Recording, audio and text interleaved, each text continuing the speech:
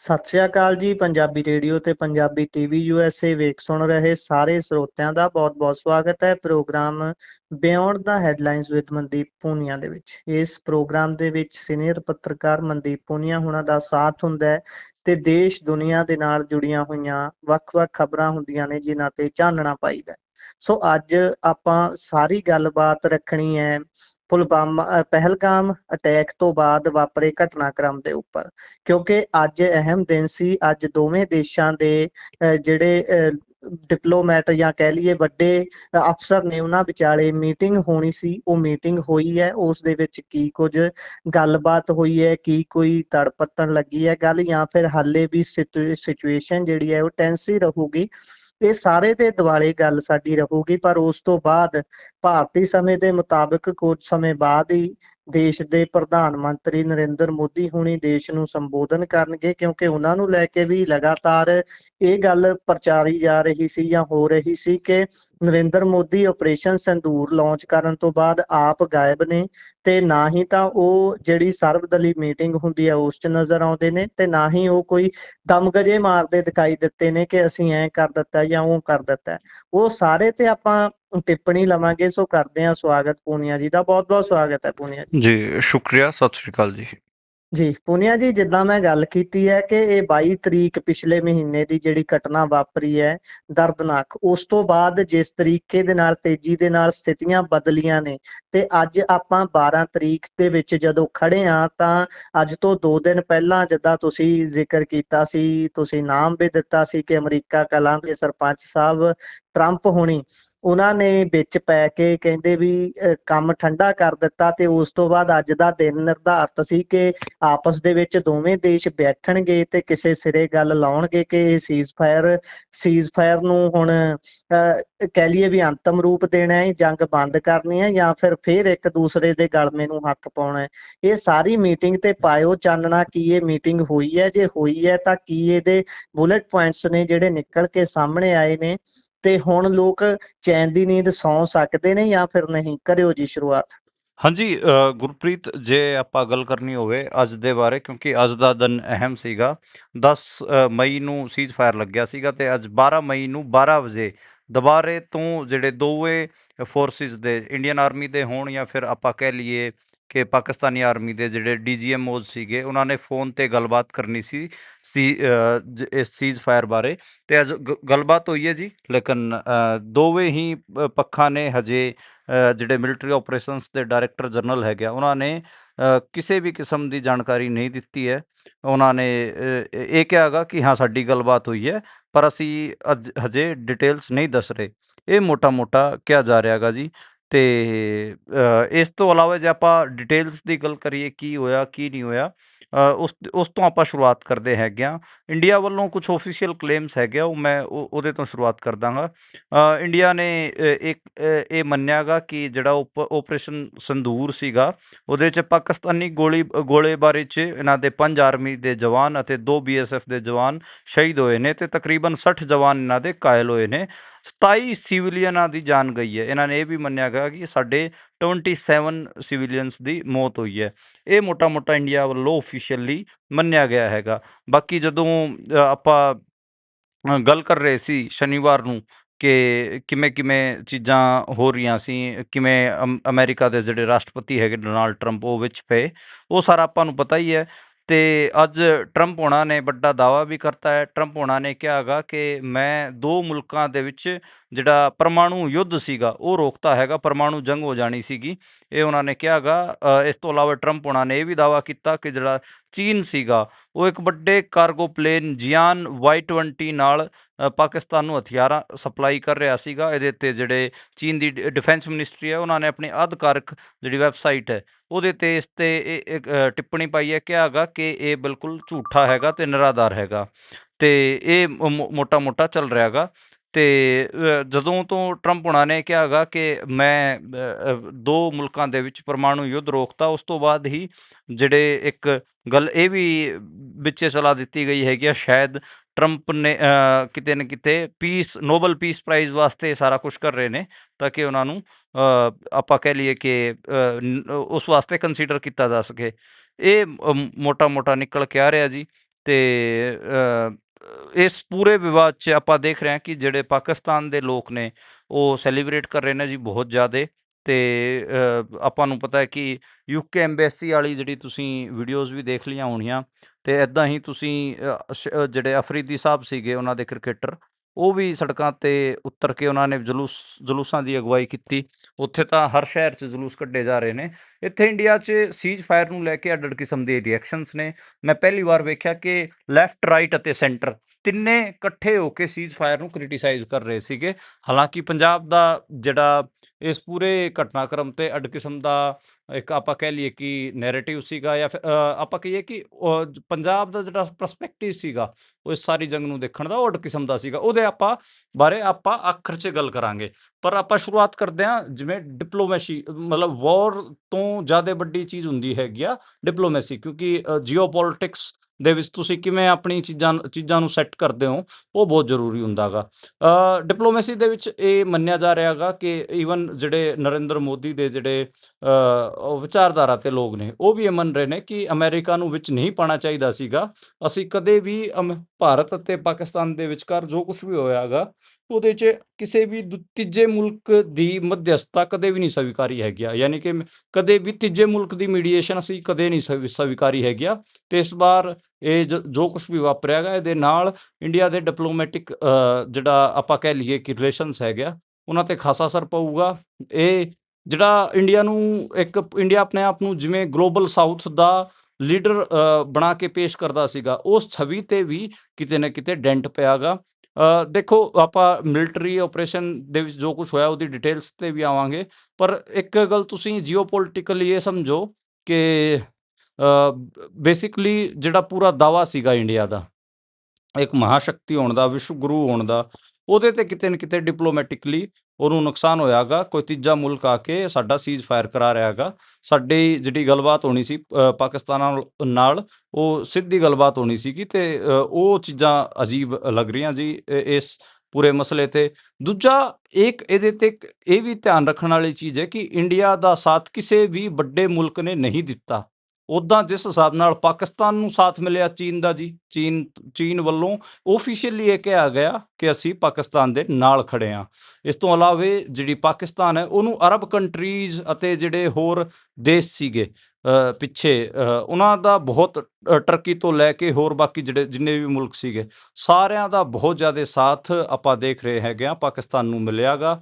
ਤੇ ਪਾਕਿਸਤਾਨ ਇਸ ਪੂਰੇ ਮਾਮਲੇ 'ਚ ਡਿਪਲੋਮੈਟਿਕਲੀ ਕੁਝ ਚੀਜ਼ਾਂ ਸਕੋਰ ਕਰਕੇ ਗਿਆ ਹੈਗਾ। ਹੁਣ ਤਾਂ ਇਹ ਦੋ ਚੀਜ਼ਾਂ ਸੀਗੀਆਂ ਜੀ ਜਿਹਦੇ ਕਰਕੇ ਮੋਦੀ ਸਾਹਿਬ ਹੋਣਾ ਨੂੰ ਕ੍ਰਿਟੀਸਾਈਜ਼ ਕੀਤਾ ਜਾ ਰਿਹਾ। ਈਵਨ ਉਹਨਾਂ ਦੇ ਵਿਚਾਰਧਾਰਾ ਦੇ ਬੰਦੇ ਨੇ ਸੁਬਰਮਣੀਅਮ ਸਵਾਮੀ, ਉਹ ਵੀ ਉਹਨਾਂ ਨੂੰ ਲਗਾਤਾਰ ਕ੍ਰਿਟੀਸਾਈਜ਼ ਕਰ ਰਹੇ ਨੇ। ਕਿਹਾ ਜਾ ਰਿਹਾ ਗਾ ਕਿ ਨਰਿੰਦਰ ਮੋਦੀ ਨੂੰ RSS ਅਤੇ BJP ਦੇ ਕੁਝ ਆਗੂ ਵੀ ਇੰਟਰਨਲੀ ਘੇਰ ਰਹੇ ਨੇ। ਈਵਨ ਮੈਂ ਜਿਵੇਂ ਪਹਿਲੇ ਕਿਹਾ ਕਿ ਇਹ ਪਹਿਲੀ ਵਾਰ ਸੀਗਾ ਕਿ ਸੈਂਟਰ, ਲੈਫਟ, ਰਾਈਟ ਤਿੰਨੇ ਜਿਹੜੇ ਵਿਚਾਰਧਾਰਾ ਦੇ ਲੋਕ ਸੀਗੇ ਉਹ ਇਕੱਠੇ ਨਰਿੰਦਰ ਮੋਦੀ ਨੂੰ ਕੱਲ ਘੇਰ ਰਹੇ ਸੀਗੇ। ਈਵਨ ਵਿਕਰਮ ਮਿਸਰੀ ਜਿਹੜੇ ਕਿ ਇੰਡੀਆ ਦੇ ਵਿਦੇਸ਼ ਸਚਿਵ ਹੈਗੇ ਆ, ਉਹਨਾਂ ਨੂੰ ਵੀ ਘੇਰਿਆ ਗਿਆ। ਉਹਨਾਂ ਦੇ ਜਿਹੜੇ ਡੋਟਰ ਸੀਗੇ ਉਹਨਾਂ ਨੂੰ ਵੀ ਟਰੋਲ ਕੀਤਾ ਗਿਆ, ਜਿਹੜੀ ਕਿ ਆਪਾਂ ਕਹੀਏ ਕਿ ਬਹੁਤ ਮਾੜੀ ਗੱਲ ਹੈ। ਜਿਹੜੇ ਬੰਦਿਆਂ ਨੇ ਉਸ ਕੁੜੀ ਨੂੰ, ਹਿਮਾਂਸ਼ੀ ਨਰਵਾਲ ਨੂੰ, ਜਿਹੜੇ ਕਿ ਸ਼ਹੀਦ ਲੈਫਟੀਨੈਂਟ ਨਰਵਾਲ ਦੀ ਵਾਈਫ ਸੀਗੇ, ਜਿਨ੍ਹਾਂ ਦਾ ਕਤਲ ਬੇਰਹਿਮੀ ਨਾਲ ਪਹਿਲਗਾਮ ਦੇ ਵਿੱਚ ਕੀਤਾ ਗਿਆ ਸੀਗਾ, ਉਹਨਾਂ ਨੇ ਜਦੋਂ ਇਹ ਕਿਹਾ ਸੀਗਾ ਕਿ ਟੈਰਰਿਸਟਾਂ ਤੋਂ ਬਦਲਾ ਲਓ, ਨਾ ਕਿ ਕਸ਼ਮੀਰੀ ਅਤੇ ਮੁਸਲਮਾਨਾਂ ਨੂੰ ਤੰਗ ਕਰੋ, ਉਹਨਾਂ ਨੂੰ ਜਿਨ੍ਹਾਂ ਬੰਦਿਆਂ ਨੇ ਟਰੋਲ ਕੀਤਾ ਸੀਗਾ ਉਹਨਾਂ ਨੇ ਹੀ ਵਿਕਰਮ ਮਿਸਰੀ ਦੀ ਕੁੜੀ ਨੂੰ ਵੀ ਟਰੋਲ ਕੀਤਾ। ਯਾਨੀ ਕਿ ਇੱਕੋ ਵਿਚਾਰਧਾਰਾ ਦੇ ਲੋਕ ਸੀਗੇ, ਹਿੰਦੂਤਵਾ ਵਿਚਾਰਧਾਰਾ ਦੇ ਲੋਕ, ਜਿਹੜੇ ਕਿ ਟਰੋਲ ਕਰ ਰਹੇ ਸੀਗੇ ਉਹਨਾਂ ਨੂੰ। ਤੇ ਉਹੀ ਮਾਨਸਿਕਤਾ ਦੇ ਲੋਕ ਲਗਾਤਾਰ ਯੁੱਧ ਚਲਾ ਰਹੇ ਸੀਗੇ ਕਿ ਯੁੱਧ ਹੋਵੇ। ਤੇ ਉਹ ਨਰਿੰਦਰ ਮੋਦੀ ਤੇ ਵੀ ਸਵਾਲ ਚੁੱਕ ਰਹੇ ਸੀ। ਉਹਨਾਂ ਨੂੰ ਤਾਂ ਉਹ ਤਾਂ ਇਸ ਹਿਸਾਬ ਨਾਲ ਪੇਸ਼ ਕਰ ਰਹੇ ਸੀਗੇ ਕਿ ਸਾਨੂੰ 1-2 ਦਿਨ ਹੋਰ ਮਿਲ ਜਾਂਦੇ ਤੇ ਅਸੀਂ ਲਾਹੌਰ 'ਚ ਭੰਗੜਾ ਪਾਉਂਦੇ। ਇਸ ਕਿਸਮ ਦੀਆਂ ਚੀਜ਼ਾਂ ਸੀਗੀਆਂ ਜੀ। ਹੁਣ ਮੈਂ ਥੋੜਾ ਜਿਹਾ ਆਪਣੀ ਗੱਲਬਾਤ ਜਿਹੜੀ ਕਿ ਜੀਓ ਪੋਲਿਟਿਕਸ ਜਾਂ ਫਿਰ ਸੀਜ਼ ਫਾਇਰ ਬਾਰੇ, ਨਰਿੰਦਰ ਮੋਦੀ ਨੂੰ ਕੀ ਰਿਐਕਸ਼ਨ ਚੱਲਣੇ ਪਏ ਉਹਦੇ ਬਾਰੇ ਸੀਗੀ। ਹੁਣ ਆਪਾਂ ਥੋੜਾ ਮਿਲਟਰੀ ਆਪਰੇਸ਼ਨ ਬਾਰੇ ਗੱਲ ਕਰਨਾ ਚਾਹਾਂਗੇ। ਇੰਟਰਨੈਸ਼ਨਲ ਮੀਡੀਆ ਨੇ ਜੀ ਇੰਡੀਆ ਬਾਰੇ ਬਹੁਤ ਕ੍ਰਿਟੀਕਲ ਰਿਪੋਰਟ ਕੀਤਾ ਗਾ। ਉਹਦੇ 'ਚ ਕਈ ਕਾਰਨ ਵੀ ਹੈਗੇ ਆ, ਉਹ ਵੀ ਮੈਂ ਦੱਸਾਂਗਾ। ਪਰ ਪਹਿਲਾਂ ਮੈਂ ਜਿਹੜੀ ਮੋਟੀ ਰਿਪੋਰਟਿੰਗ ਹੋਈ ਹੈ ਇੰਡੀਆ ਬਾਰੇ, ਖਾਸ ਕਰ ਡਿਫੈਂਸ ਆਪਰੇਸ਼ਨਸ ਤੇ, ਇਸ ਏਅਰ ਆਪਰੇਸ਼ਨਸ ਤੇ, ਬੇਸਿਕਲੀ ਉਹਦੇ 'ਚ ਇਹ ਕਿਹਾ ਜਾ ਰਿਹਾ ਗਾ ਕਿ ਇੰਡੀਆ ਦੇ ਰਫਾਇਲ ਡੇਗੇ ਗਏ ਹੈਗੇ ਆ। ਕਈ ਅੱਡ-ਅੱਡ ਕਿਸਮ ਦੇ ਨੰਬਰ ਹੈਗੇ ਆ। ਪਾਕਿਸਤਾਨ 5 ਕਲੇਮ ਕਰ ਰਿਹਾ ਗਾ। ਕਈ ਹੋਰ ਸਾਰੇ 2 ਐਟਲੀਸਟ 2 US ਦੇ ਜਿਹੜੀ ਗਵਰਨਮੈਂਟ ਆਫੀਸ਼ੀਅਲਸ ਹੈਗੇ ਆ, ਉਹ ਐਟਲੀਸਟ 2 ਕਹਿ ਰਹੇ ਨੇ ਕਿ ਐਟਲੀਸਟ 2 ਏਅਰ ਜੈਟ ਜਿਹੜੇ ਸੀਗੇ ਫਾਈਟਰ ਜੈਟ, ਉਹ ਇੰਡੀਆ ਦੇ ਡੇਗੇ ਗਏ ਹੈਗੇ ਆ। 5 ਦੇ ਜਿਹੜੇ 5 ਗਿਣਾ ਰਿਹਾ ਹੈਗਾ ਪਾਕਿਸਤਾਨ, ਉਹਦੇ 'ਚ ਕਹਿ ਰਿਹਾ ਹੈਗਾ ਕਿ 3 ਅਸੀਂ ਇਹਨਾਂ ਦੇ ਰਫਾਲ ਡੇਗੇ ਨੇ, 1 ਸੁਖੋਈ ਤੇ 1 ਮਿਗ ਡੇਗਿਆ ਗਾ। ਤੇ ਅਮਰੀਕਾ ਦੇ ਆਫੀਸ਼ੀਅਲਸ ਵੀ ਮੰਨ ਰਹੇ ਨੇ ਕਿ ਇਹਨਾਂ ਦਾ ਰਫਾਲ ਡੇਗਿਆ ਗਿਆ ਹੈਗਾ। ਇਹ ਮੋਟਾ-ਮੋਟਾ ਹੈਗਾ ਜੀ। ਜਿਹੜੇ ਪ੍ਰਵੀਨ ਸਾਹਨੀ ਹੋਰੀ ਸਾਹਿਬ ਹੈਗੇ ਆ, ਜਿਹੜੇ ਡਿਫੈਂਸ ਐਕਸਪਰਟ ਵੀ ਨੇ, ਉਹਨਾਂ ਨੇ ਇੰਡੀਆ ਦਾ ਜਿਹੜਾ ਇਹ ਆਪਰੇਸ਼ਨ ਸੀਗੇ ਉਹਦੇ ਤੇ ਸੀਰੀਅਸ ਸਵਾਲ ਚੁੱਕੇ ਨੇ। ਉਹ ਲਗਾਤਾਰ 2020 ਤੋਂ ਬਾਅਦ ਇਹ ਗੱਲ ਕਹਿੰਦੇ ਰਹੇ ਹੈਗੇ ਆ ਕਿ ਚਾਈਨਾ ਅਤੇ ਪਾਕਿਸਤਾਨ ਦੋਵੇਂ ਇਕੱਠੇ ਜਿਹੜਾ ਏਅਰ ਪ੍ਰੀਪਰੇਸ਼ਨ ਹੈਗੀ ਆ ਉਹ ਆਪਣੇ ਕਰਦੇ ਰਹੇ ਆ। ਜਿੰਨੇ ਵੀ ਉਹਨਾਂ ਦਾ ਏਅਰ ਡਿਫੈਂਸ ਸਿਸਟਮ ਹੈ, ਉਹਨਾਂ ਨੇ ਇੱਕ ਦੂਜੇ ਨਾਲ ਸਾਂਝਾ ਕੀਤਾ ਹੈਗਾ ਤੇ ਦੋਵਾਂ ਨੇ ਪ੍ਰੈਕਟਿਸ ਇਕੱਠੀ ਕੀਤੀ ਹੈ। ਤੇ ਉਹਨਾਂ ਨੇ ਕਿਹਾ ਹੈਗਾ ਕਿ ਉਹ ਲਗਾਤਾਰ ਇਹ ਕਹਿੰਦੇ ਰਹੇ ਆ ਪ੍ਰਵੀਨ ਸਾਨੀ ਸਾਹਿਬ ਕਿ ਇੰਡੀਆ ਨੂੰ ਸਭ ਤੋਂ ਵੱਡਾ ਖਤਰਾ ਇਹ ਹੈ ਕਿ ਜਿਹੜਾ ਚਾਈਨਾ ਅਤੇ ਪਾਕਿਸਤਾਨ ਲਗਾਤਾਰ ਏਅਰ ਡਿਫੈਂਸ ਨੂੰ ਲੈ ਕੇ ਜਾਂ ਫਿਰ ਏਅਰ ਜਿੰਨਾ ਵੀ ਉਹਨਾਂ ਦਾ ਆਪਾਂ ਕਹਿ ਲਈਏ ਕਿ ਏਅਰ ਫੋਰਸ ਵਾਲਾ ਸਿਸਟਮ ਹੈ, ਉਹ ਜਿਹੜਾ ਇਕੱਠਾ ਸਾਂਝਾ ਕਰ ਰਹੇ ਨੇ, ਉਹ ਜ਼ਿਆਦਾ ਖਤਰਾ ਗਾ। ਤੇ ਹੁਣ ਆਪਾਂ ਨੂੰ ਦੇਖਣ ਨੂੰ ਵੀ ਮਿਲਿਆ। ਪਾਕਿਸਤਾਨ ਜਿਹੜੀ ਏਅਰ ਫੋਰਸ ਆ, ਉਹਨੇ ਦਾਅਵਾ ਕੀਤਾ ਕਿ ਉਹਨਾਂ ਨੇ ਮਲਟੀ ਡਾਇਮੈਂਸ਼ਨਲ ਵਾਰ ਕੀਤੀ। ਪ੍ਰਵੀਨ ਸਾਨੀ ਉਹਨਾਂ ਨੇ ਵੀ ਇਹ ਗੱਲ ਕਹੀ ਹੈ ਕਿ ਪ੍ਰਵੀਨ ਸਾਨੀ ਉਹਨਾਂ ਦਾ ਕਹਿਣਾ ਹੈ ਕਿ ਜਿਹੜਾ ਪਾਕਿਸਤਾਨੀ ਏਅਰ ਫੋਰਸ ਸਿਸਟਮ ਸੀਗਾ, ਉਹਨੇ ਚਾਈਨਾ ਨਾਲ ਪਿਛਲੇ 5 ਸਾਲ ਤੋਂ ਜਿਹੜੀ ਇਸ ਮਲਟੀ ਡਾਇਮੈਂਸ਼ਨਲ ਵਾਰ ਦੀ ਪ੍ਰੈਕਟਿਸ ਕੀਤੀ ਸੀਗੀ ਤੇ ਉਸੇ ਨੂੰ ਹੀ ਇਸ ਵਾਰ ਯੂਜ਼ ਕੀਤਾ ਗਾ। ਇੰਡੀਆ ਵਾਲੇ ਏਅਰ ਸਟ੍ਰਾਈਕ ਕਰਨ ਗਏ ਸੀਗੇ ਤੇ ਉਹਨਾਂ ਨੂੰ ਲੱਗ ਰਿਹਾ ਸੀਗਾ ਕਿ ਅਸੀਂ ਡੋਗ ਫਾਈਟ 'ਚ ਉਲਝਾਂਗੇ। ਹੁਣ ਇਹ ਦੋਵੇਂ ਟੈਕਨੀਕਲ ਟਰਮਾਂ ਨੇ, ਮੈਂ ਆਪਣੇ ਜਿਹੜੇ ਲਿਸਨਰਸ ਹੈਗੇ ਉਹਨਾਂ ਨੂੰ ਦੱਸਣਾ ਚਾਹਾਂਗਾ ਕਿ ਡੋਗ ਫਾਈਟ ਉਹ ਹੁੰਦੀ ਹੈ ਜਦੋਂ ਇੱਕ ਜੈਟ ਨਾਲ ਦੂਜਾ ਜੈਟ ਲੜਦਾ ਗਾ, ਫਾਈਟਰ ਜੈਟ। ਤੇ ਮਤਲਬ ਉਹ ਜਿਹੜਾ ਫਾਈਟਰ ਜੈਟ ਹਮਲਾ ਮਾਰਨ ਜਾ ਰਿਹਾ ਹੈਗਾ, ਉਹ ਆਪਣਾ ਮਿਸਾਈਲ ਸਿੱਟਦਾ ਗਾ ਤੇ ਉਹ ਫਿਰ ਮਾੜੀ ਮੋਟੀ ਉਹਦੇ ਨਾਲ ਤਕਰਾਰ ਹੁੰਦੀ ਹੈ ਦੂਜੇ ਫਾਈਟਰ ਜੈਟਸ ਨਾਲ, ਤੇ ਉਹ ਫਿਰ ਵਾਪਸ ਨਿਕਲਿਆ ਆਉਂਦਾ ਗਾ। ਇਹਨੂੰ ਡੋਗ ਫਾਈਟ ਕਹਿੰਦੇ ਆ। ਇੰਡੀਆ ਵਾਲੇ ਇਹ ਸੋਚ ਕੇ ਗਏ ਸੀਗੇ ਕਿ ਡੋਗ ਫਾਈਟ ਹੋਊਗੀ, ਲੇਕਿਨ ਉੱਧਰ ਉਹ ਪਹਿਲਾਂ ਹੀ ਮਲਟੀ ਡਾਇਮੈਂਸ਼ਨਲ ਵਾਰ ਵਾਸਤੇ ਤਿਆਰ ਸੀਗੇ। ਉਹਦੇ 'ਚ ਜਿਹੜੀ ਚਾਈਨਾ ਦੀ ਇੰਟੈਲੀਜੈਂਸ ਸੀਗੀ, ਉਹਨਾਂ ਨੇ ਉਹਨਾਂ ਨੂੰ ਪਹਿਲਾਂ ਹੀ ਅਵੇਅਰ ਕਰਤਾ ਸੀਗਾ। ਚਾਈਨੀਜ਼ ਇੰਟੈਲੀਜੈਂਸ ਨੇ ਪਾਕਿਸਤਾਨੀ ਏਅਰ ਫੋਰਸ ਨੂੰ ਮੈਸੇਜ ਦਿੱਤਾ ਕਿ ਇੰਡੀਆ ਵਾਲੇ ਏਅਰ ਸਟ੍ਰਾਈਕ ਕਰਨ ਆ ਰਹੇ ਨੇ। ਉਸ ਕਰਕੇ ਹੀ ਜਿਹੜੀ ਪਾਕਿਸਤਾਨੀ ਏਅਰ ਫੋਰਸ ਸੀਗੀ ਉਹ ਤਿਆਰ ਸੀਗੀ। ਉਹਨਾਂ ਨੇ ਪਹਿਲਾਂ ਹੀ ਆਪਣੇ ਜਿਹੜੇ ਫਾਈਟਰ ਜੈਟ ਸੀਗੇ, ਤੇ ਮਲਟੀ ਡਾਇਮੈਂਸ਼ਨਲ ਵਾਰ 'ਚ ਇਹ ਹੁੰਦਾ ਗਾ ਕਿ ਤੁਸੀਂ ਇਕੱਠੇ ਤਕਰੀਬਨ 30-40 ਫਾਈਟਰ ਜੈਟ ਹਵਾ 'ਚ ਚਾੜ ਲੈਂਦੇ ਹੋ ਤੇ ਉਹਨਾਂ ਦਾ ਗਰੁੱਪ ਬਣਾ ਲੈਂਦੇ ਹੋ 7-8 ਜਣਿਆਂ ਦਾ, 7-8 ਫਾਈਟਰ ਜੈਟਸ ਦਾ ਇਕੱਠਾ ਗਰੁੱਪ ਬਣਾ ਲੈਂਦੇ ਹੋ, ਤਾਂ ਕਿ ਜੇ ਤੁਹਾਡੀ ਏਅਰ ਟੈਰੀਟਰੀ 'ਚ ਜਦੋਂ ਕੋਈ ਐਂਟਰੀ ਹੋਵੇ ਤੇ ਤੁਸੀਂ ਉਹਨੂੰ ਇੱਕੋ ਲੱਖ ਤੇ ਉਹਨੂੰ ਟਾਰਗੇਟ ਕਰ ਸਕੋ ਤੇ ਉਹਨੂੰ ਜਦੋਂ ਹੀ ਉਹ ਮਿਸਾਈਲ ਛੱਡੇ ਤੇ ਉਹਦੇ ਤੇ ਤੁਸੀਂ ਮਿਸਾਈਲ ਮਾਰੋ। ਇਹ ਮਤਲਬ ਉਹਨੂੰ ਉਹਦੀ ਫੋਗਿੰਗ ਕਰੋ, ਉਹਨੂੰ ਡੱਕੋ। ਇਹੀ ਹੋਇਆ ਗਾ ਜੀ। ਜਦੋਂ ਇੰਡੀਆ ਵਾਲੇ ਉੱਧਰ ਗਏ ਨੇ ਤੇ ਇਹਨਾਂ ਦਾ ਇਹ ਡੋਗ ਫਾਈਟ ਐਕਸਪੈਕਟ ਕਰ ਰਹੇ ਸੀ, ਪਰ ਉੱਥੇ ਉਹਨਾਂ ਨੇ ਆਪਣੇ ਜਿਹੜੇ ਚਾਈਨੀਜ਼ ਫਾਈਟਰ ਜੈਟ ਹੈਗੇ ਉਹ ਪਹਿਲਾਂ ਹੀ ਚਾੜੇ ਹੋਏ ਸੀ। ਉਹਨਾਂ ਨੇ ਫਿਰ ਮੁਕਾਬਲਾ ਵੀ ਕੀਤਾ ਤੇ ਇੱਕ ਜਿਹੜਾ ਬਠਿੰਡੇ ਡਿੱਗਿਆ ਗਾ, ਉਹਨੂੰ ਰਫਾਲ ਵੀ ਕਿਹਾ ਜਾ ਰਿਹਾ ਗਾ। ਕਸ਼ਮੀਰ ਜੰਮੂ ਐਂਡ ਕਸ਼ਮੀਰ ਦੇ ਵਿੱਚ ਵੀ ਇਹ ਖਬਰਾਂ ਹੈਗੀਆਂ ਕਿ ਇਹਨਾਂ ਇੰਡੀਅਨਸ ਜਿਹੜੇ ਫਾਈਟਰ ਜੈਟ ਹੈਗੇ ਉਹ ਡਿੱਗੇ ਹੈਗੇ ਆ। ਤੇ ਇਹ ਮੋਟਾ ਹੈਗਾ ਇੰਡੀਅਨ ਜਿਹੜੀ ਆਰਮੀ ਦੀ ਇੰਡੀਅਨ ਜਿਹੜੀ ਆਪਾਂ ਕਹਿ ਲਈਏ ਕਿ ਮਿਲਟਰੀ ਆਪਰੇਸ਼ਨਸ ਨੂੰ ਜਿਹੜੇ ਲੀਡ ਕਰ ਰਹੇ ਸੀ ਇਹਨਾਂ ਸਾਰੇ ਆਪਰੇਸ਼ਨਸ ਨੂੰ, ਉਹਨਾਂ ਦੀ ਜਦੋਂ ਪ੍ਰੈਸ ਕਾਨਫਰੰਸ ਹੋਈ ਉਦੋਂ ਸਵਾਲ ਵੀ ਪੁੱਛਿਆ ਗਿਆ। ਤੇ ਜਿਹੜੇ ਇੰਡੀਆ ਵੱਲੋਂ ਜਿਹੜੀ ਪ੍ਰੈਸ ਕਾਨਫਰੰਸ ਨੂੰ ਐਡਰੈਸ ਕਰ ਰਹੇ ਸੀਗੇ ਕਿ ਭਾਰਤੀ ਹੋਰੀ, ਉਹਨਾਂ ਨੇ ਕਿਹਾ ਕਿ ਨਹੀਂ ਅਸੀਂ ਐਗਜ਼ੈਕਟ ਤਾਂ ਇਹ ਨਹੀਂ ਦੱਸ ਸਕਦੇ ਕਿ ਸਾਡਾ ਕੀ ਨੁਕਸਾਨ ਹੋਇਆ, ਪਰ ਇਹ ਜੰਗ ਹੈ, ਜੰਗ 'ਚ ਤਾਂ ਨੁਕਸਾਨ ਹੁੰਦੇ ਹੀ ਨੇ, ਪਰ ਅਸੀਂ ਆਪਣਾ ਟਾਰਗੇਟ ਅਚੀਵ ਕੀਤਾ। ਇੰਡੀਆ ਹੁਣ ਇਸ ਗੱਲ ਤੇ ਸ਼ਿਫਟ ਹੋ ਗਿਆ ਹੈਗਾ ਕਿ ਉਹਨਾਂ ਦਾ ਇੱਕ ਟਾਰਗੇਟ ਸੀਗਾ ਕਿ ਉਹਨਾਂ ਨੇ 9 ਜਿਹੜੇ ਟੈਰਰਿਸਟ ਉਹ ਸੀਗੇ ਅੱਡੇ ਸੀਗੇ, ਉਹਨਾਂ ਨੂੰ ਅਟੈਕ ਕਰਨਾ ਸੀਗਾ, ਉਹ ਉਹਨਾਂ ਨੇ ਸਕਸੈਸਫੁਲੀ ਅਚੀਵ ਕੀਤਾ ਹੈਗਾ। ਇਹ ਗੱਲ ਸਹੀ ਵੀ ਹੈ ਕਿ ਇੰਡੀਆ ਨੇ ਜਿਹੜੇ 9 ਥਾਵਾਂ ਸੀਗੀਆਂ ਪਾਕਿਸਤਾਨ ਦੀਆਂ, ਉਹਨਾਂ ਤੇ ਅਟੈਕ ਕੀਤਾ ਹੈਗਾ ਤੇ ਉਹ ਸਕਸੈਸਫੁਲੀ ਅਚੀਵ ਕੀਤਾ ਹੈਗਾ। ਲੇਕਿਨ ਗੱਲ ਉਸ ਤੋਂ ਜਿਹੜੀ ਅਗਲੀ ਹੈਗੀ ਆ, ਉਹਦੇ ਤੇ ਦੋਵੇਂ ਮੁਲਕ ਅੱਡ-ਅੱਡ ਕਿਸਮ ਦੇ ਦਾਅਵੇ ਕਰ ਰਹੇ ਨੇ। ਅਗਲੀ ਗੱਲ ਕੀ ਹੈ? ਅਗਲੀ ਗੱਲ ਇਹ ਹੈ ਜਦੋਂ ਇੰਡੀਆ 9 ਥਾਵਾਂ ਤੇ ਉੱਥੇ ਏਅਰ ਸਟ੍ਰਾਈਕ ਕਰਦਾ ਹੈਗਾ, ਉਸ ਤੋਂ ਬਾਅਦ ਜਿਹੜੇ ਪਾਕਿਸਤਾਨ ਵੱਲੋਂ ਇੱਕ ਰਿਟੈਲੀਏਸ਼ਨ ਆਉਂਦੀ ਹੈਗੀ ਆ। ਉਹ ਜਿਹੜੇ ਪੁੰਛ ਦੇ ਵਿੱਚ ਫਾਇਰ ਖੁੱਲ੍ਹਦਾ ਗਾ ਤੇ ਉਸ ਫਾਇਰ 'ਚ ਆਪਾਂ ਨੂੰ ਪਤਾ 16 ਸਿਵਲੀਅਨ ਤਾਂ ਉਸੇ ਦਿਨ ਮਰ ਗਏ ਸੀਗੇ, ਜਿਹਦੇ 'ਚ ਆਪਣੇ 3-4 ਸਿੱਖ ਵੀ ਮਰੇ। ਉਹਦੇ 'ਚ ਬਾਬਾ ਅਮਰੀਕ ਸਿੰਘ ਹੋਣਾ ਦੀ ਵੀ ਡੈਥ ਹੋ ਰਹੀ ਹੈ। ਤੇ ਉਹ ਪੂੰਛ ਵਾਲੀ ਫਾਇਰ ਤੋਂ ਬਾਅਦ ਇੰਡੀਆ ਤੇ ਦੁਬਾਰਾ ਸਵਾਲ ਆ ਗਿਆ ਸੀਗਾ ਕਿ ਇੰਡੀਆ ਨੂੰ ਵੀ ਮੋਰਲੀ ਹੁਣ ਅੱਗੇ ਰਿਸਪੌਂਡ ਕਰਨਾ ਪੈਣਾ ਸੀਗਾ, ਤੇ ਇੰਡੀਆ ਨੇ ਰਿਸਪੌਂਡ ਵੀ ਕੀਤਾ। ਇੰਡੀਆ ਨੇ ਜਿਹੜੇ ਏਅਰ ਸਟ੍ਰਿਪ ਸੀਗੇ, ਏਅਰ ਬੇਸਿਸ ਸੀਗੇ ਪਾਕਿਸਤਾਨ ਦੇ, ਉਹਨਾਂ ਨੂੰ ਨਿਸ਼ਾਨਾ ਬਣਾਇਆ ਜੀ। ਇਹਨਾਂ ਨੇ ਡਰੋਨ ਵੀ ਚਾੜੇ। ਇਹਨਾਂ ਕੋਲ ਜਿਹੜਾ ਡਰੋਨ ਸੀਗਾ ਉਹਦਾ ਨਾਮ ਹੈਗਾ HARP, ਹਾਰਪ ਇਜ਼ਰਾਈਲੀ ਡਰੋਨ ਹੈਗਾ। ਤਕਰੀਬਨ 5.5 ਕਰੋੜ ਰੁਪਏ ਦਾ ਇੱਕ ਡਰੋਨ ਆਉਂਦਾ ਗਾ। ਲੇਕਿਨ ਬੇਸਿਕਲੀ ਉਹ ਡਰੋਨ ਜ਼ਿਆਦਾ ਕਾਰਗਰ ਉੱਥੇ ਹੈਗਾ ਜਿੱਥੇ ਰਡਾਰ ਸਿਸਟਮ ਵੀਕ ਹੋਵੇ, ਲੇਕਿਨ ਪਾਕਿਸਤਾਨ ਚਾਈਨੀਜ਼ ਰਡਾਰ ਸਿਸਟਮ ਜ਼ਿਆਦਾ ਇਸਤੇਮਾਲ ਕਰ ਰਿਹਾ ਸੀਗਾ, ਤੇ ਇਸ ਕਰਕੇ ਉਹ ਹਾਰਪ ਡਰੋਨ ਵੀ ਉਨਾ ਕਾਮਯਾਬ ਨਹੀਂ ਹੋ ਸਕਿਆ। ਹਾਲਾਂਕਿ ਕਈ ਜਿਹੜੇ ਏਅਰਬੇਸ ਹੈਗੇ ਆ ਇੰਡੀਆ ਨੇ ਡਿਸਟਰੋਏ ਕੀਤੇ ਨੇ। ਇਮੇਜਿਸ ਵੀ ਇੰਡੀਆ ਵੱਲੋਂ ਜਾਰੀਆਂ ਕੀਤੀਆਂ ਗਈਆਂ ਨੇ। ਪਾਕਿਸਤਾਨ ਨੇ ਕਈ ਕਿਸਮ ਦੇ ਡਰੋਨ ਇਸਤੇਮਾਲ ਕੀਤੇ, ਤੇ ਜਿਹੜੇ ਇੰਡੀਅਨ ਅੱਡ ਸ਼ਹਿਰ ਸੀਗੇ, ਖਾਸ ਕਰ ਜਿਹੜੇ ਬਾਰਡਰ ਲਾਗੇ ਵਾਲੇ ਜ਼ਿਲ੍ਹੇ ਸੀਗੇ, ਪੰਜਾਬ ਦੇ ਹੋਣ, ਜੰਮੂ ਕਸ਼ਮੀਰ ਦੇ ਹੋਣ, ਰਾਜਸਥਾਨ ਦੇ ਹੋਣ, ਉੱਥੋਂ ਤੱਕ ਉਹਨਾਂ ਨੇ ਡਰੋਨ ਪਹੁੰਚਾਏ ਨੇ। ਕਈ ਡਰੋਨਾਂ ਨੇ ਹਮਲੇ ਵੀ ਮਾਰੇ ਨੇ, ਸਿਵਲੀਅਨਸ ਘਾਇਲ ਵੀ ਹੋਏ ਨੇ। ਹੁਣ ਫਿਰੋਜ਼ਪੁਰ 'ਚ ਆਪਾਂ ਨੂੰ ਪਤਾ ਹੀ ਹੈ ਕਿ ਜਿਹੜੇ ਉਹ ਸਿਵਲੀਅਨ ਸੀਗੇ ਉਹਨਾਂ ਨੂੰ ਸੱਟਾਂ ਵੱਜੀਆਂ, ਤੇ ਇਹ ਪਾਕਿਸਤਾਨ ਵੱਲੋਂ ਕੀਤਾ ਗਿਆ। ਪਾਕਿਸਤਾਨ ਵੱਲੋਂ ਇੱਕ ਹਾਈ ਸਪੀਡ ਮਿਸਾਈਲ ਵੀ ਛੱਡੀ ਗਈ, ਜਿਹੜੇ ਕਿ ਸਰਸੇ, ਹਰਿਆਣੇ ਦੇ ਸਰਸਾ ਜਿਹੜਾ ਜ਼ਿਲ੍ਹਾ ਹੈਗਾ ਉਹਦੇ ਖੇਤਾਂ 'ਚ ਆਪਾਂ ਨੂੰ ਦੇਖਣ ਨੂੰ ਮਿਲੀ ਸੀਗੀ। ਦੱਸਿਆ ਜਾ ਰਿਹਾ ਕਿ ਉਹਨੂੰ ਦਿੱਲੀ ਵਾਸਤੇ ਛੱਡਿਆ ਗਿਆ ਸੀਗਾ। ਜੀ ਤੇ ਇਹ ਚੀਜ਼ਾਂ ਵੀ ਹੋਈਆਂ, ਤੇ ਮੋਟਾ ਅੱਡ ਕਿਸਮ ਦੇ ਦਾਅਵੇ ਨੇ। ਪਰ ਜਦੋਂ 10 ਤਰੀਕ ਨੂੰ ਟਰੰਪ ਹੋਣੀ ਸੀਜ਼ ਫਾਇਰ ਦਾ ਐਲਾਨ ਕਰਦੇ ਨੇ, ਉਸ ਤੋਂ ਬਾਅਦ ਹੀ ਕਿਤੇ ਨਾ ਕਿਤੇ ਇੰਡੀਆ ਦੇ ਵਿੱਚ ਜਿਹੜੇ ਲੈਫਟ, ਰਾਈਟ, ਸੈਂਟਰ ਸਾਰਿਆਂ ਨੇ ਮਿਲ ਕੇ ਸੀਜ਼ ਫਾਇਰ ਦਾ ਵਿਰੋਧ ਕੀਤਾ, ਤੇ ਯੁੱਧ ਚਲਾ ਰਹੇ ਸੀ। ਇਹਦੇ 'ਚ ਮੈਂ ਆਖਰ 'ਚ ਸਿਰਫ ਇਸ ਪੂਰੇ ਮਿਲਟਰੀ ਆਪਰੇਸ਼ਨ ਦੌਰਾਨ ਪੰਜਾਬ ਅਤੇ ਜੰਮੂ ਕਸ਼ਮੀਰ ਦਾ ਕੀ ਸਟੈਂਡ ਸੀ, ਕੀ ਪਰਸਪੈਕਟਿਵ ਸੀਗਾ, ਉਹਦੇ ਬਾਰੇ ਗੱਲ ਕਰਨਾ ਚਾਹਾਂਗਾ। ਬੇਸਿਕਲੀ ਪੰਜਾਬ ਅਤੇ ਜੰਮੂ ਕਸ਼ਮੀਰ ਇਹ ਕਹਿੰਦਾ ਰਿਹਾ ਹੈਗਾ ਕਿ ਕਦੇ ਵੀ ਜਿਹੜਾ ਪਾਕਿਸਤਾਨ ਅਤੇ ਇੰਡੀਆ ਦਾ ਬਾਰਡਰ ਹੈ ਉਹਦੇ 'ਚ ਗੁਜਰਾਤ ਅਤੇ ਕਰਾਚੀ ਆਪਸ 'ਚ ਇੰਗੇਜ ਨਹੀਂ ਕੀਤੇ ਜਾਂਦੇ। ਇਹ ਮੰਨਿਆ ਜਾਂਦਾ ਹੈਗਾ ਕਿ ਇੰਡੀਅਨ ਅਲੀਟ ਅਤੇ ਪਾਕਿਸਤਾਨੀ ਅਲੀਟ ਦੀ ਇਹ ਅੰਡਰਸਟੈਂਡਿੰਗ ਰਹੀ ਹੈ ਕਿ ਜੇ ਯੁੱਧ ਹੋਊਗਾ ਤੇ ਉਹ ਗੁਜਰਾਤ ਜਾਂ ਫਿਰ ਕਰਾਚੀ ਵਾਲੇ ਬਾਰਡਰ ਫਰੰਟ ਤੇ ਨਹੀਂ ਹੋਊਗਾ। ਉਹ ਜਿਹੜਾ ਯੁੱਧ ਹੋਊਗਾ ਉਹ ਪੰਜਾਬ ਅਤੇ ਕਸ਼ਮੀਰ ਤੇ ਹੋਊਗਾ। ਇਹ ਕੁਐਸਚਨ ਤੁਸੀਂ ਮੈਨੂੰ ਪੁੱਛ ਸਕਦੇ ਹੋ ਕਿ ਫਿਰ ਇਹ ਕਿਸ ਕਿਸਮ ਦੀ ਅੰਡਰਸਟੈਂਡਿੰਗ ਹੈ। ਤੁਸੀਂ ਜਿੰਨੇ ਵੀ ਇਹਦੇ ਵਿੱਚ ਦੇਖੋਗੇ। ਇਹਦੇ ਵਿੱਚ ਪੂਨੀਆ ਜੀ ਗੱਲ ਇਹ ਆ, ਮੈਂ ਬੀਤੇ ਦਿਨੀ ਇੱਕ ਸਾਬਕਾ ਕਰਨਲ ਹੋਣਾ ਦੇ ਨਾਲ ਇੰਟਰਵਿਊ ਕੀਤੀ ਹੈ, ਸਾਡੇ ਸਰੋਤੇ ਦੇਖ ਵੀ ਸਕਦੇ ਨੇ ਪੰਜਾਬੀ ਰੇਡੀਓ USA ਤੇ ਉਸ ਨੂੰ ਜਾ ਕੇ। ਉਸ ਦੇ ਵਿੱਚ ਮੈਂ ਉਹਨਾਂ ਨੂੰ ਸਵਾਲ ਪੁੱਛਿਆ ਵੀ ਉੱਥੇ ਕਿਉਂ ਨਹੀਂ ਇਹ ਫਰੰਟ ਖੋਲਦੇ, ਬੈਟਲ ਗਰਾਊਂਡਸ ਜਿੱਦਾਂ ਡਿਸਾਈਡ ਕੀਤੀਆਂ ਜਾਂਦੀਆਂ ਨੇ ਕਿਵੇਂ।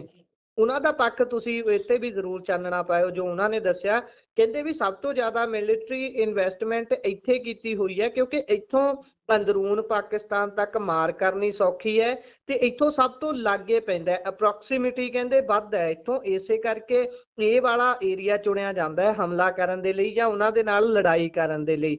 ਮੈਂ ਉਹਨਾਂ ਨੂੰ ਪੁੱਛਿਆ ਵੀ ਉਧਰੋਂ ਕਿਉਂ ਨਹੀਂ ਕੀਤਾ ਜਾਂਦਾ, ਕਹਿੰਦੇ ਉਧਰਲੇ ਬੰਦੇ ਵਾਲੇ ਪਾਸੇ ਇਕੱਲਾ ਸਿੰਧ ਹੈ, ਬਹੁਤ ਛੋਟਾ ਜਿਹਾ ਨੈਰੋ ਜਿਹਾ ਪਾਸਾ ਆ ਜਾਂਦਾ ਹੈ, ਇਸ ਕਰਕੇ ਉੱਥੇ ਇੰਨੀ ਇਨਵੈਸਟਮੈਂਟ ਪੁੱਗਦੀ ਨਹੀਂ, ਜਾਂ ਉੱਥੋਂ ਹਮਲੇ ਅੰਦਰੂਨ ਪਾਕਿਸਤਾਨ 'ਚ ਕਰਨੇ ਆਸਾਨ ਨਹੀਂ ਨੇ। ਤੇ ਤੁਸੀਂ ਵੀ ਇਸ ਤੇ ਚਾਨਣਾ ਪਾਇਓ ਕਿ ਤੁਸੀਂ ਇਹਨੂੰ ਕਿਵੇਂ ਲੈਂਦੇ ਹੋ। ਇਹ ਇੱਕ ਕਰਨਲ ਦਾ ਪਰਸਪੈਕਟਿਵ ਸੀ। ਨਹੀਂ, ਬਿਲਕੁਲ ਹੋ ਸਕਦਾ ਗਾ। ਇੰਡੀਅਨ ਆਰਮੀ 'ਚ ਉਹਨਾਂ ਨੇ ਸਰਵ ਕੀਤਾ ਤੇ ਉਹਨਾਂ ਦਾ ਇੱਕ ਪਰਸਪੈਕਟਿਵ ਹੋ ਸਕਦਾ ਗਾ। ਪਰ ਮੇਰਾ ਪਰਸਪੈਕਟਿਵ ਇਹ ਹੈ ਕਿ ਇੰਡੀਅਨ ਅਲੀਟ ਅਤੇ ਪਾਕਿਸਤਾਨੀ ਅਲੀਟ ਦੀ ਹਮੇਸ਼ਾ ਅੰਡਰਸਟੈਂਡਿੰਗ ਰਹੀ ਹੈ ਕਿ ਇਹ ਸਾਡੇ ਬਿਜ਼ਨਸ ਟਿਕਾਣੇ ਨੇ, ਤੇ ਆਪਾਂ ਆਪਣੇ ਬਿਜ਼ਨਸ ਟਿਕਾਣਿਆਂ ਨੂੰ ਨੁਕਸਾਨ ਨਹੀਂ ਪਹੁੰਚਾਉਣਾ।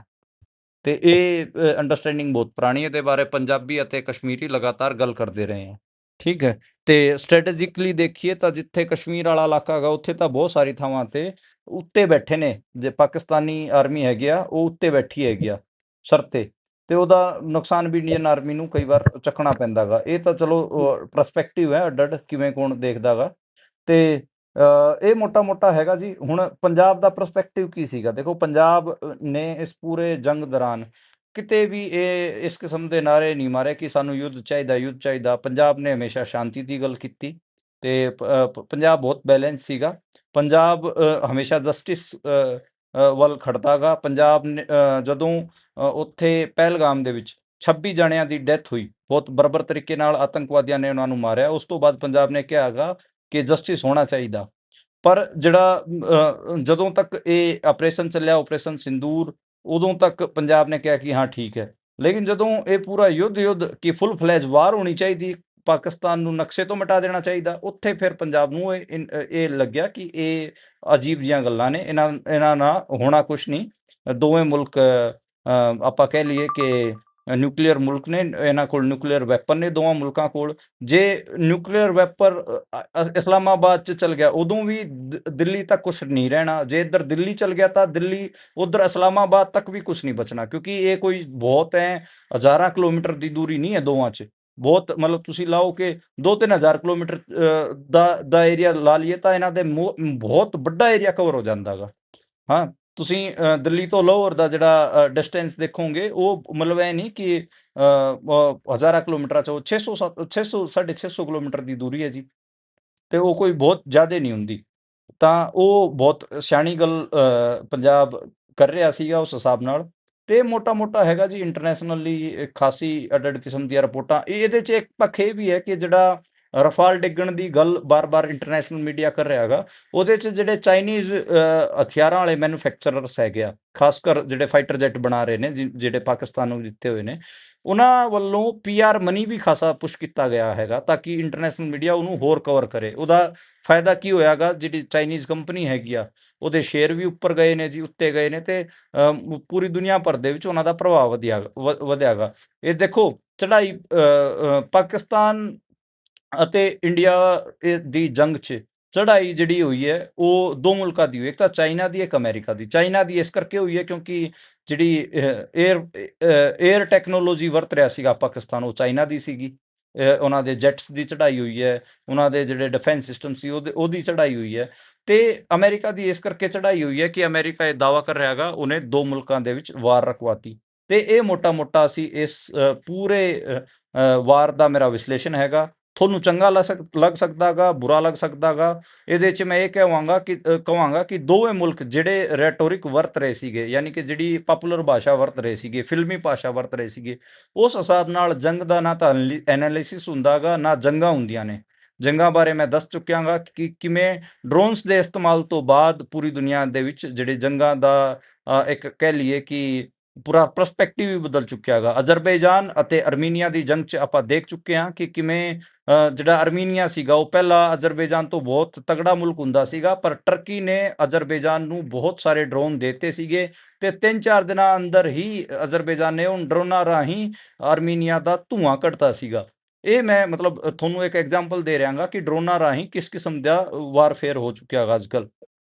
ਜੀ। ਕਨਵੈਨਸ਼ਨਲ ਵਾਰ ਨਹੀਂ ਬਚਿਆ ਹੈਗਾ। ਅੱਜ-ਕੱਲ੍ਹ ਜਿਹੜੀ ਵਾਰ ਹੈ ਉਹ ਜ਼ਿਆਦਾਤਰ ਏਅਰ ਦੇ ਵਿੱਚ ਹੋ ਰਹੀ ਹੈ। ਜਿਹਦੀ ਵੀ ਏਅਰ ਟੈਕਨੋਲੋਜੀ, ਏਅਰ ਜਿਹੜਾ ਆਪਾਂ ਕਹਿ ਲਈਏ ਕਿ ਜਿਹੜਾ ਡਿਫੈਂਸ ਸਿਸਟਮ ਜਾਂ ਫਿਰ ਹੋਰ ਉਹਨਾਂ ਦੇ ਫਾਈਟਰ ਜੈਟਸ, ਇਹ ਸਾਰੇ ਜਿਨ੍ਹਾਂ ਦੇ ਸਟਰੋਂਗ ਹੈਗੇ ਆ, ਉਹੀ ਅੱਜ-ਕੱਲ੍ਹ ਡੋਮੀਨੇਟ ਕਰਦੇ ਨੇ। ਤੇ ਇਹ ਜੀ। ਮੋਟਾ-ਮੋਟਾ ਹੈਗਾ ਜਿਹੜਾ ਇਹ ਕਹਿੰਦੇ ਨੇ ਕਿ ਅਸੀਂ ਤਾਂ ਸਵੇਰੇ ਚੱਲਾਂਗੇ ਤੇ ਸ਼ਾਮ ਨੂੰ ਲਾਹੌਰ ਜਾ ਕੇ ਪਕੌੜੇ ਖਾਵਾਂਗੇ, ਜਾਂ ਫਿਰ ਲਾਹੌਰ ਵਾਲੇ ਜਿਹੜੇ ਇਹ ਕਹਿੰਦੇ ਨੇ ਕਿ ਅਸੀਂ ਤਾਂ ਜਾਂ ਫਿਰ ਪਾਕਿਸਤਾਨ ਵਾਲੇ ਜਿਹੜੇ ਇਹ ਕਹਿੰਦੇ ਨੇ ਕਿ ਅਸੀਂ ਸਵੇਰੇ ਚੱਲਾਂਗੇ, ਸ਼ਾਮ ਨੂੰ ਦਿੱਲੀ ਜਾ ਕੇ ਚਾਹ ਪੀਵਾਂਗੇ। ਇਹਨਾਂ ਜਿਹੜੇ ਪਾਪੂਲਰ ਫਿਲਮੀ ਗੱਲਾਂ ਦਾ ਕੋਈ ਮਤਲਬ ਨਹੀਂ ਹੈ। ਇਹਦੇ ਨਾਲ ਫੇ ਪੁਨੀਆ ਜੀ ਇੱਕ ਚੀਜ਼ ਹੋਰ ਹੋ ਜਾਂਦੀ ਹੈ ਨਾ, ਆਪਾਂ ਹੁਣ ਏਰੀਆ ਡਿਫਾਈਨ ਕਰਕੇ ਨਹੀਂ ਲੜ ਸਕਦੇ ਵੀ ਆਪਾਂ ਕਹਿ ਦਈਏ ਵੀ ਜੇ ਜੰਗ ਪਾਕਿਸਤਾਨ ਤੱਕ ਸੀ, ਪਾਕਿਸਤਾਨ ਦੀ ਹਮਲੇ ਜਿਹੜੇ ਨੇ ਉਹ ਪੰਜਾਬ ਤੱਕ ਸੀਮਿਤ ਨੇ, ਇਹ ਨਹੀਂ ਕਹਿ ਸਕਦੇ। ਜਿੱਦਾਂ ਤੁਸੀਂ ਜ਼ਿਕਰ ਕੀਤਾ ਕਿ ਸਿਰਸਾ ਦੇ ਵਿੱਚ ਜਿਹੜੀ ਡਿੱਗੀ ਗਈ ਮਿਸਾਈਲ ਡਿੱਗੀ ਹੈ, ਉਹ ਦਿੱਲੀ ਵੱਲ ਦਾਗੀ ਗਈ ਸੀ। ਕਹਿਣ ਦਾ ਭਾਵ ਫਿਰ ਸੁਰੱਖਿਅਤ ਤਾਂ ਦਿੱਲੀ ਵੀ ਨਹੀਂ, ਜਦੋਂ ਲੜਨਾ ਹੀ ਹਵਾ ਦੇ ਵਿੱਚ ਹੈ, ਫਿਰ ਅਟੈਕ ਤਾਂ ਕਿਸੇ ਵੀ ਤਰੀਕੇ ਨਾਲ ਕਿੰਨੀ ਵੀ ਦੂਰ ਮਾਰ ਵਾਲਾ ਕੀਤਾ ਜਾ ਸਕਦਾ। ਹੁਣ ਕੀ ਪਤਾ ਕੱਲ ਨੂੰ ਇੰਨੀ ਤਕੜੀ ਐਡਵਾਂਸ ਡਿਫੈਂਸ ਸਿਸਟਮ ਦੇ ਨਾਲ ਹਵਾ ਦੇ ਵਿੱਚ ਮਾਰ ਕੀਤੀ ਜਾਂਦੀ ਹੈ ਜਿਹਦੀ ਬੰਬੇ ਤੱਕ ਮਾਰ ਹੋਵੇ। ਕਹਿਣ ਦਾ ਭਾਵ ਇਹ ਏਰੀਆ ਹੁਣ ਡਿਫਾਈਨ ਕਰਕੇ ਨਹੀਂ ਲੜਿਆ ਜਾ ਸਕਦਾ ਵੀ ਆ ਸਾਡਾ ਘੇਰਾ ਹੈ, ਇੰਨੇ ਕੁ 'ਚ ਹੀ ਸਾਰਾ ਕੁਝ ਹੋਣਾ, ਮਿਸਾਈਲ ਬੰਬ ਇੱਥੇ ਹੀ ਡਿੱਗਣੇ ਨੇ। ਜੇ ਹਵਾ 'ਚ ਹੋਊਗੀ ਫਿਰ ਤਾਂ ਉਹ ਜੈਟ ਹੈ ਜਾਂ ਮਿਸਾਈਲ ਹੈ, ਜੋ ਡਰੋਨ ਹੈ, ਉਹ ਬੰਬੇ ਤੱਕ ਵੀ ਮਾਰ ਕਰ ਸਕਦਾ, ਅੱਗੇ ਸਾਊਥ ਤੱਕ ਵੀ ਜਾ ਸਕਦਾ ਪਾਕਿਸਤਾਨ ਦੇ ਵੱਲੋਂ, ਜੇ ਇਦਾਂ ਦੇ ਅਟੈਕ ਆਉਣ ਵਾਲੇ ਸਮੇਂ 'ਚ ਕੀਤੇ ਜਾਂਦੇ ਨੇ। ਨਹੀਂ, ਇਹ ਤਾਂ ਅੱਡ-ਅੱਡ ਹੈ। ਦੇਖੋ ਜੀ, ਮਤਲਬ ਆਪਣਾ ਆਪਾਂ ਜੇ ਮੈਂ ਕਹਿਣਾ ਹੋਵੇ, ਠੀਕ ਹੈ ਕਿ ਬਹੁਤ ਸਾਰੀਆਂ ਚੀਜ਼ਾਂ ਅੱਡ-ਅੱਡ ਕਿਸਮ ਦੀਆਂ ਨੇ। ਮਤਲਬ ਇੰਡੀਆ ਵੀ ਕਮਜ਼ੋਰ ਨਹੀਂ ਹੈ ਇਸ ਮਾਮਲੇ 'ਤੇ, ਠੀਕ ਹੈ। ਜੀ। ਇਸ ਜੰਗ 'ਚ ਉਹਨੂੰ ਡਿਪਲੋਮੈਟਿਕਲੀ ਬਹੁਤ ਨੁਕਸਾਨ ਚੱਕਣਾ ਪਿਆ ਗਾ, ਪਰ ਠੀਕ ਹੈ। ਮਤਲਬ ਇਹ ਤਾਂ ਜੇ ਤੁਸੀਂ ਘੱਟ ਪ੍ਰੀਪੇਅਰ ਹੁੰਦੇ ਹੋ, ਐਂ ਦੂਜੇ ਨੂੰ ਲਾਈਟ ਲੈ ਜਾਂਦੇ ਹੋ, ਤਾਂ ਤੁਹਾਡੇ ਨਾਲ ਇਸ ਕਿਸਮ ਦੇ ਚੀਜ਼ਾਂ ਤਾਂ ਵਾਪਰਦੀਆਂ ਹੀ ਨੇ। ਪਰ ਜੀ। ਮਤਲਬ ਹਾਂ, ਮਤਲਬ ਜੇ ਦੋਵੇਂ ਮੁਲਕ ਅੱਗੇ ਇੰਟੈਂਸ ਵਾਰ 'ਚ ਵੜਦੇ ਤਾਂ ਫਿਰ ਦੋਵੇਂ ਮੁਲਕਾਂ ਦਾ ਨੁਕਸਾਨ ਤਾਂ ਹੋਣਾ ਹੀ ਸੀਗਾ। ਤੇ ਉਹ ਫਿਰ ਗੱਲ ਕਿੱਧਰ ਨੂੰ ਜਾਂਦੀ ਉਹ ਤਾਂ ਇੱਕ ਅੱਡੋ ਦਾ ਵਿਸ਼ਲੇਸ਼ਣ ਦਾ ਪੱਖ ਬਣਦਾ, ਪਰ ਜਿੰਨਾ ਕੁ ਅਸੀਂ ਵਿਸ਼ਲੇਸ਼ਣ ਕੀਤਾ ਉਹ ਫੈਕਚੁਅਲ ਕਰਨ ਦੀ ਕੋਸ਼ਿਸ਼ ਕੀਤੀ ਹੈ, ਜਿਹੜਾ ਜੋ ਕੁਝ ਵਾਪਰਿਆ ਉਹਦੇ ਤੇ ਉਹ ਆਪਾਂ ਸਟਿਕ ਰਹਿ ਕੇ ਉਹ ਵਿਸ਼ਲੇਸ਼ਣ ਕੀਤਾ ਹੈ। ਤੇ ਮੈਨੂੰ ਲੱਗਦਾ ਕਿ ਹੁਣ 8 ਵੱਜ ਗਏ ਨੇ, ਪ੍ਰਧਾਨ ਮੰਤਰੀ ਨਰਿੰਦਰ ਮੋਦੀ ਹੋਰੀ ਆਪਣੇ ਗੱਲ ਰੱਖਣਗੇ, ਮੈਨੂੰ ਲੱਗਦਾ ਗਾ ਕਿ ਮੈਂ ਉਹਨੂੰ ਸੁਣ ਲਵਾਂ ਫਿਰ, ਤਾਂ ਕਿ ਜੇ ਅਗਲੇ ਆਉਣ ਵਾਲਾ ਜਿਹੜਾ ਆਪਣੀ ਗੱਲਬਾਤ ਹੋਊਗੀ ਉਹਦੇ 'ਚ ਮੈਂ ਉਹਨਾਂ ਨੇ ਕੀ ਕਿਹਾ ਉਹਦੇ ਬਾਰੇ ਵਿਸ਼ਲੇਸ਼ਣ ਕਰ ਪਾਵਾਂਗਾ। ਜੀ ਆਪਾਂ ਦੁਬਾਰ ਤੋਂ ਫਿਰ ਜੁੜਾਂਗੇ, ਸਰੋਤਿਆਂ ਨੂੰ ਦੱਸ ਦਈਏ ਕਿ ਆਪਾਂ ਇੱਕ ਵਾਰ ਫਿਰ ਤੋਂ ਪੂਨੀਆ ਜੀ ਨੂੰ ਨਾਲ ਲਵਾਂਗੇ ਤੇ ਫਿਰ ਆਪਾਂ ਚਾਨਣਾ ਪਾਵਾਂਗੇ ਕਿ ਕੀ ਕੁਝ ਗੱਲਬਾਤ ਰੱਖੀ ਹੈ ਪ੍ਰਧਾਨ ਮੰਤਰੀ ਮੋਦੀ ਨੇ ਜਾਂ ਫਿਰ ਸਿਰਫ ਆਪਣੀ ਛਾਤੀ ਦਾ ਸਾਈਜ਼ ਹੀ ਗਿਣਾਇਆ। ਉਹ ਸਾਰੀ ਗੱਲਬਾਤ ਆਪਾਂ ਕਰਾਂਗੇ ਇਹ ਪ੍ਰਧਾਨ ਮੰਤਰੀ ਮੋਦੀ ਦੇ ਸੰਬੋਧਨ ਤੋਂ ਬਾਅਦ। ਸੋ ਪੂਨੀਆ ਜੀ ਤੁਸੀਂ ਜੁੜੇ, ਜਾਣਕਾਰੀਆਂ ਸਾਂਝੀਆਂ ਕੀਤੀਆਂ, ਬਹੁਤ ਬਹੁਤ ਧੰਨਵਾਦ ਜੀ। ਸਤਿ ਸ਼੍ਰੀ ਅਕਾਲ। ਸਤਿ ਸ਼੍ਰੀ ਅਕਾਲ, ਧੰਨਵਾਦ ਜੀ।